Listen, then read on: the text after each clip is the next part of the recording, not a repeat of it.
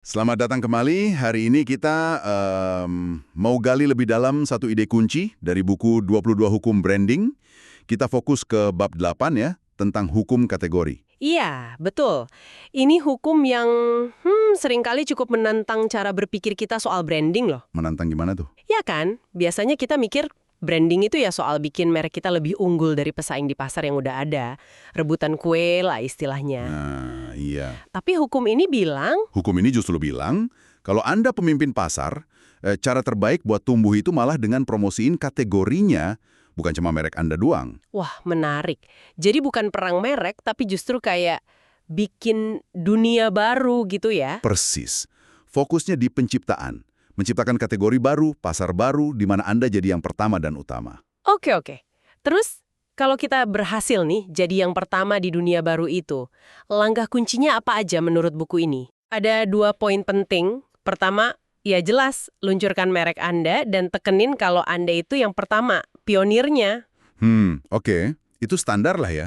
Terus yang kedua, Nah, yang kedua ini yang krusial. Anda harus aktif dan gencar mempromosikan kategori baru itu sendiri, bukan cuma merek Anda.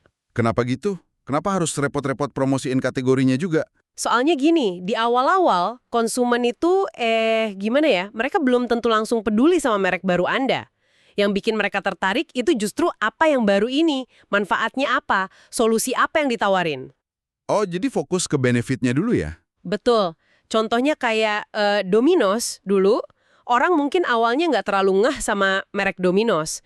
Tapi mereka sangat peduli sama ide kalau pizza bisa diantar ke rumah dalam 30 menit. Nah, itu kan kekuatan kategorinya. Ah, iya. Atau itu, Kolaway yang disebut di buku juga kan? Nah, itu juga.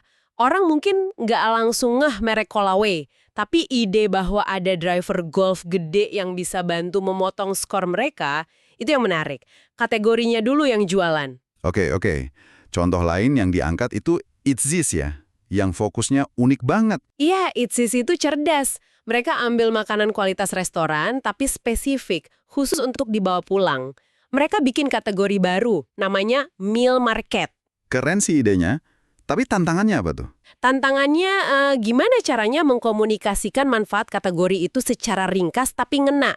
It's This emang bikin heboh, tapi mereka perlu semacam slogan atau pesan kunci yang kuat. Kayak pizzanya Little Caesars gitu. Nah, persis. Itu kan nggak cuma slogan, tapi langsung ngasih tahu nilainya apa. Dapat 2 pizza, gampang dibawa pulang. It's This perlu nemuin pizza-pizza versi mereka buat kategori makanan gourmet siap bawa ini. Oke. Jadi itu kalau kita jadi yang pertama.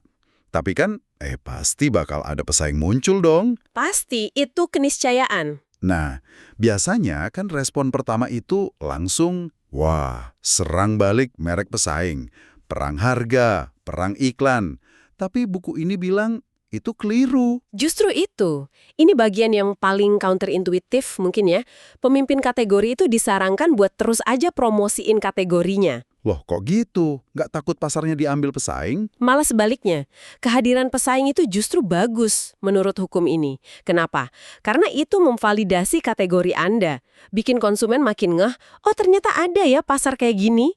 Ujung-ujungnya, kuenya jadi lebih besar. Pasar kategorinya tumbuh. Oh, jadi dengan adanya pesaing, peminat kategorinya malah nambah. Betul. Dan sebagai pemimpin yang biasanya punya pangsa pasar alami sekitar 50%, Anda akan tetap dapat bagian terbesar dari kue yang makin besar itu. Jadi fokusnya bukan ngelawan merek pesaing satu persatu. Terus ngelawannya gimana dong kalau gitu?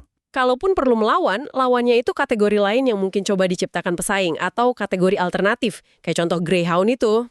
Ah ya, yang naik bus aja, biar kami yang menyetir. Nah, itu kan mereka nggak nyerang merek maskapai A atau B, tapi mereka promosiin keunggulan kategori perjalanan bus secara umum. Santai, nggak usah nyetir, melawan kategori perjalanan udara atau mobil pribadi. Masuk akal. Contoh klasik lainnya itu sampo bayi Johnson Johnson kan? Persis.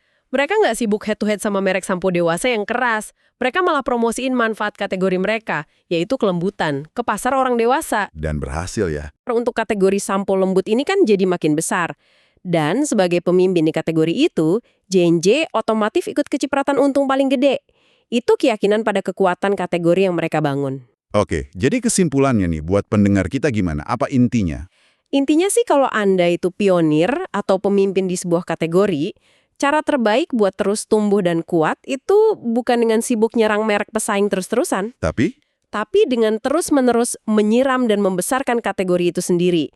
Edukasi pasar, definisikan manfaatnya jadi rajanya. dengan gitu, pasarnya makin gede, dan kita sebagai pemimpin otomatis ikut tumbuh paling pesat ya. Kurang lebih begitu. Nah, ini mungkin jadi bahan pemikiran menarik buat Anda semua. Apa tuh? Coba deh lihat sekeliling Anda, di industri atau bidang yang Anda tekuni atau minati, ada nggak sih sebuah kategori baru yang sebenarnya potensial banget, tapi belum ada yang mengangkat atau mendefinisikannya dengan jelas? Peluang apa yang mungkin kelewat karena kita semua terlalu fokus sama persaingan merek di kolam yang udah ada? Sesuatu buat direnungkan lebih lanjut mungkin ya.